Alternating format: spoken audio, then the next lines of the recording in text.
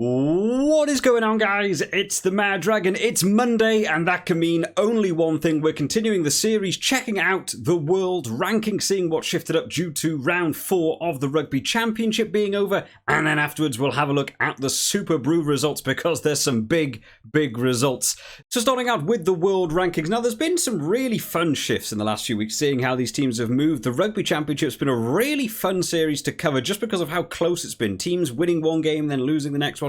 We've seen these teams shifting and swapping a whole bunch. So this week, again, we're going to see these movers again. Now, the only team not going to be really moving this week is going to be South Africa, going to be retaining in that third spot. How are they going to have gained points from beating Australia? Playing at home also comes into the system a bit. It's a very difficult system where they take points from the team they beat and they gain that point and the other team loses the point. So you will tend to see teams shift around quite a lot. New Zealand move up a place. They get back up into 4th after that pretty dominating win over Argentina. Now, you may be thinking because of how bad Argentina lost to New Zealand that they would have dropped a few places. They're actually not. They've actually gone up in places. And this is because of Australia dropping down from 6th down to 8th. Now, that loss to South Africa has obviously impacted them quite a lot. We see Argentina move up to 6th. We see Scotland move up to 7th. And from what I've seen of the reports and stuff, this seems to be like a record low for Australia, who last week were playing extremely well. So this is quite surprising to see them down here.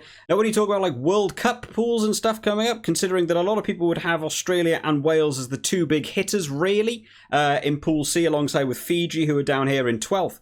It's getting real close, considering, some of the other pools and how they're working out. You've got New Zealand in France in one, South Africa and Ireland in another, and yet you have Pool C is going to have 8th and 9th currently playing out to win Pool C. So going to be very fun to see what goes on when we get round to the World Cup. In terms of other movers, we've only really got the impact from those teams moving down. Like I said, Argentina moving up, Scotland also moving up, but because Australia have moved down, obviously Scotland haven't been playing, and then England dropped back down to 5th from their 4th place. However, those points, again, incredibly close. If we see New Zealand lose any of their games to Australia in the coming weeks, you'll see that shift back around. If South Africa lose to Argentina, I think they can drop down. Maybe we'll actually see, just because of the points difference, 82 to about 88 is quite a large gap. So if they lose a game to Argentina, you might actually see England and New Zealand overtake South Africa. I'm still not completely versed on how these point systems work. It is quite hard to try and work out. There is actually an explanation. If anyone wants to go through and work out how it's done, it's not really the best in terms of like breaking down how the point system actually works. It's more like a general overview, so quite hard to work out. But there we have it. That's going to be the movers. Not a great deal to talk about, unfortunately. Nothing going on lower down this week. I quite enjoy checking out some of these teams to see how the lower down teams are getting on, but unfortunately no big games going on for them this week. Moving on to the Superbru predictor series then, where I actually managed to get one right this week. I did actually call New Zealand to win. A couple of people did get both matches right though. Winner of the round, Scott Rugby, coming in there on a nice little 2 wins, 2 picks, and a match point, takes him to 3.5. T-Tank on 2.5. A good few people actually getting 2 points, probably just from getting both picks correct more so than bonus points. I'm there. I'm top of the 1 score club. Probably Superbru feeling bad for me with how many I've actually got wrong so far. A couple of people did get 0 correct. Now, a couple of these people didn't actually pick Irish dude going the complete opposite way, going for some big calls, thought of maybe another Argentina win, getting 0 from 2. Mojo there as well. So a couple of people thought Argentina were really going to do a bit of a double down on that system. In terms of the matches, because I do enjoy having a bit of a look through them all, how they've been getting on. So Australia versus South Africa. A lot of people back South Africa, actually. That's quite surprising. I thought the dominance we got to see from Australia the week previously, the comment section, a lot of people seem to be, even South Africa supporters were saying, I don't see Australia losing to us this week. But 71% going for South Africa, that was the way to go. It's not quite that different. It's probably about 60-ish% in terms of the actual group. I was on the wrong side of that board. But yeah, all the way up here, this is where you wanted to be. Scottish Rugby and T-Tank, 17 and 12, and the final score was 16. So to be fair to Scott Rugby, calling it really well out there. A lot of people obviously thought it was going to be a bit of a closer game. Going outside the normal picks is probably the way to go. And then New Zealand, Argentina, because it decided to do it the wrong way around for me. We've got a couple of rubber ducks there. I always like seeing the rubber ducks up there. A lot of people going for New Zealand, 89%, considering we had 3 people picking Argentina, really filling out that sort of 11%. A couple of people from our group there. Again, I thought down here, this is where everyone thought. In fact, nobody picked up here. No one getting that. So, unfortunately, even though you have people like Rugby and T-Tank out here with these big calls, they also don't actually get the bonus point for being the closest, because the closest still has to be within 7, I think, of the final score. So even though you got technically the closest, it has to be even closer to get those final points. So in terms of the leaderboard, I imagine we're still going to be seeing Ian up the top, which we absolutely are on that 9 points, having an absolute stormer. Top-notch Rugby holds out in second place, but he's had a couple of people come to join him now. Scott Rugby, with that good round this round, pulled himself back in it. So I don't know if anyone's going to be able to take first. Ian would have to do real bad in order for people to catch up there. But the battle for second really beginning to heat up. Moving down here, we've had a couple of 4s. A lot of people on 4, actually. 4 and 4.5. There's a big contendership for... I think second or third is up for grabs here. And then as we come down the table, we'll see me. I moved up 2 places by getting 1 call correct at least. At least that's better than something. I've had such a bad predictor series, which I enjoy. I don't mind getting it wrong. A lot of people think because I have a YouTube channel talking about rugby, I'm meant to get all these correct. That's the joy of rugby, guys. You can know as much as you know and still get it completely wrong. Great fun to go over. So congratulations to Scott Rugby for winning the round, and congratulations to Ian for still holding that top spot. On to the fantasy then, where there's been some big picks. I've been really enjoying this week having a look through what people have picked for their teams. There's going to be some fun things to talk about here. So, Flangella comes in on that top spot, 158.5, just squeezing out Dave there on 157. Very, very close for that first place.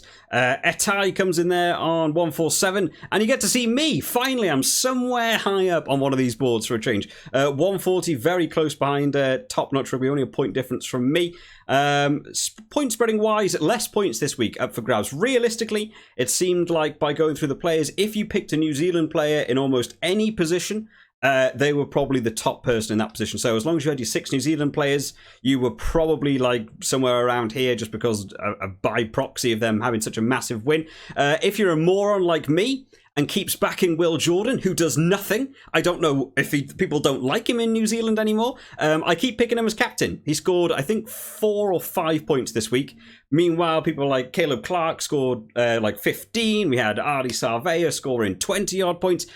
So next week, I'm announcing it on the channel. If people are up for their tactics games, I'm dropping Will Jordan. Will Jordan's gone. I don't care. So next week, if he scores 5 tries, I'm going to be really, really angry. Going through some people's teams then. One of the big calls this week, of course, a lot of people have picked Ardi Sarvea. That was one of the ones where you see so much big red.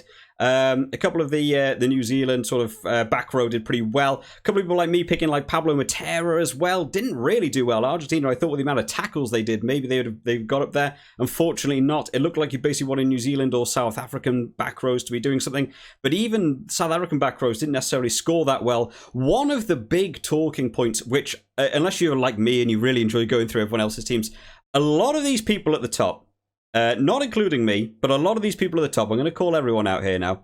They've obviously seen how well Alex has been doing in the past few weeks by having Boffelli as kicker. And I saw so many people here.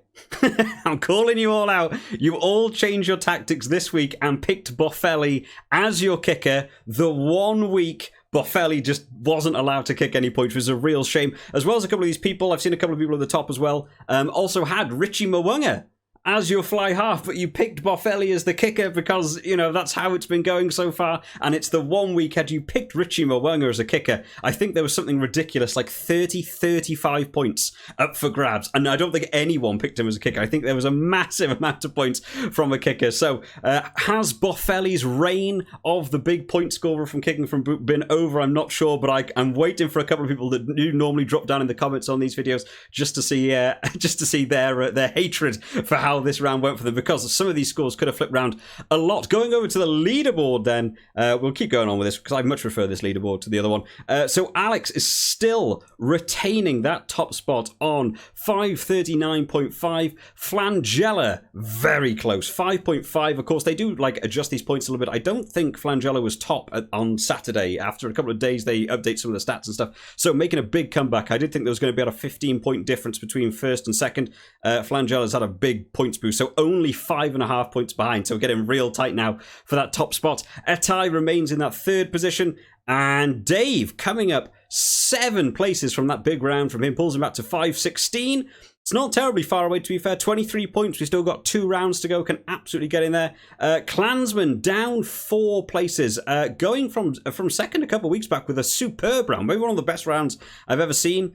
Dropping down. Let me just have a quick look, see if I can see where Klansman is. 120. Didn't actually check out his team. There wasn't a great variety in points this week. I mean, realistically, you know, maybe some outliers here, but, you know, really 120 up to 160 is not that different. So it's a bit hard to call why people are down so low, but just those point difference impacting. I climbed 3 places. I finally cracked the 500 marker along with Bowie.